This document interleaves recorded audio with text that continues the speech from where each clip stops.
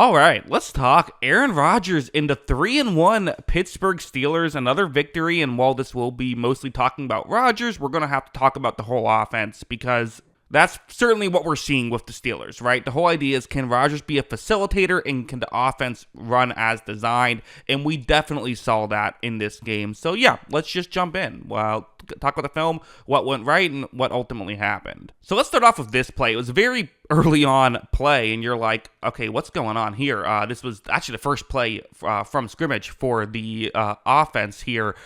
It's just a mess up with the protection, it looks like. I mean, you see right here, there's a lot of bodies in the middle, so it's hard to tell, but the player I've circled in yellow, there's no player designed to block him right here. They're selling as though it's a heavy blitz, and I don't fully get what the plan was here by the Steelers. But watch as Rodgers, I think he was just trying to get rid of the ball quickly, but then when that was covered up, he had to just take a sack. So for a team that loves the blitz, and you know that going in, not a great start. And you're thinking like, okay, what are the Steelers doing? They rebounded very nicely from this, though, largely due to going to DK Metcalf. First was something simple, something like this, which is let's just throw the ball to DK Metcalf when we have him one-on-one. The Vikings like to, blitz a lot like they're doing here, which means you got to leave one-on-one matchups. This is something that on the podcast with Kyle and I, we kind of previewed. This is a potential area for the Steelers to exploit.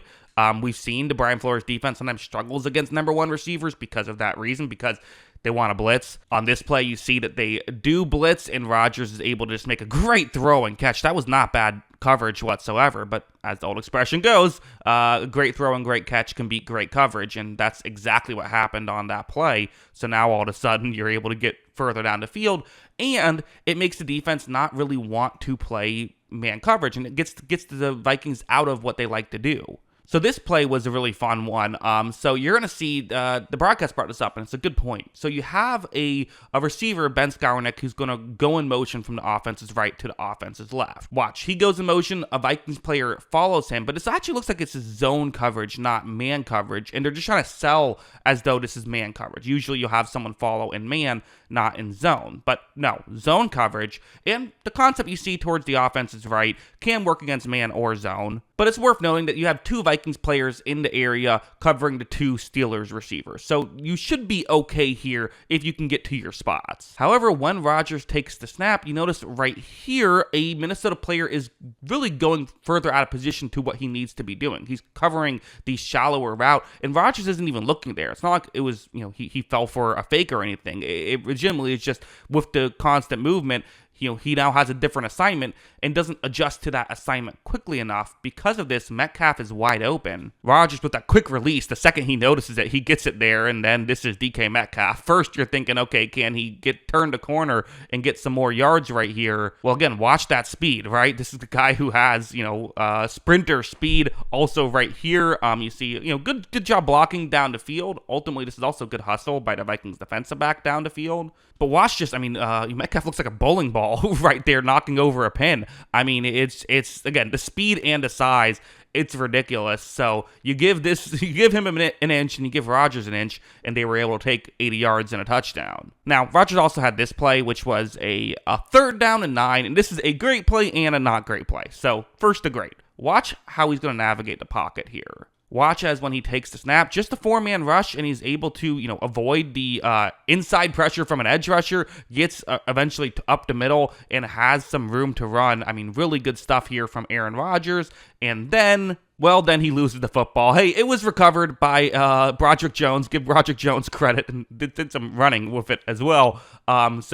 Hey, no harm, no foul. But again, I always kind of view fumbles just as bad if your team recovers them or the opposing team recovers them for the player I'm evaluating, right? Don't want to put the ball on the ground. Great that you got the first down, but gotta protect the football there. He did only have one hand on the ball. You always want two hands on the ball when you're getting tackled, especially if you're a quarterback. But yeah, again, no harm, no foul, but kind of a funny play. He thanked Broderick Jones after it, which I thought was very funny. Although really for the Steelers, they for sure got very, very methodical, very cautious. You could say this was Arthur Smith's dream game to call, given how things kind of went. So it was a lot of stuff like this where these Vikings, their blitzing isn't working. DK Metcalf, that's the value of the number one receiver. Even on plays when, you see stretches where maybe he's not getting the ball, there's real value in it because the team just doesn't feel comfortable trying to cover him one-on-one. Because of that, you see on this play, there's 2 safeties deep. They're paying attention to this because Metcalf's on the outside.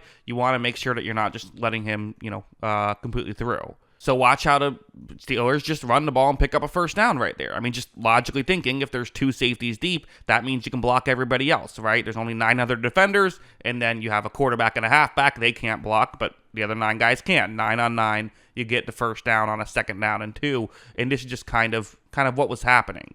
It's not always the, a most flashy play style, but again, Arthur Smith likes this stuff because, it works, right? That was kind of in Tennessee how he ran his offense was you have A.J. Brown on the outside and then, Derrick Henry up the middle. Okay, that's also 2 really good players to make that work with, but Metcalf and this Steelers running game was still doing the job. And you would see little, again, game management stuff from Rodgers. They definitely weren't trying to have him do too much. They didn't need to have him do too much. The plays that were working, but you did see, again, little things like this to get him involved and get DK Metcalf involved once again, where you would see on the occasional play, it's 2nd and 1, they're now leaving Metcalf one-on-one. Now, you don't want to risk getting knocked out of field goal range right here. That's probably part of why the Vikings decided to bring the safety underneath. So what is Aaron Rodgers going to do on this play? Well, watch him simply just flip the ball to Metcalf. Metcalf runs forward, picks up a first down, gets like 6-7 yards or so, better than probably how the run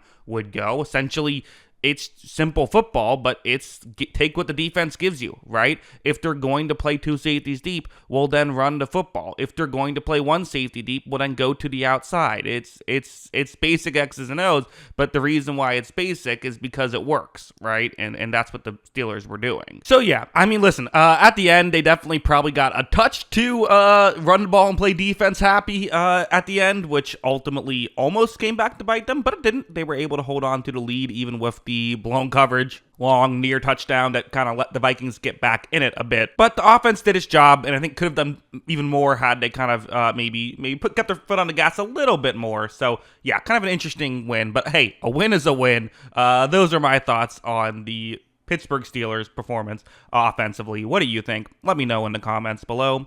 Always love hearing from you. And of course, as always, thanks for watching.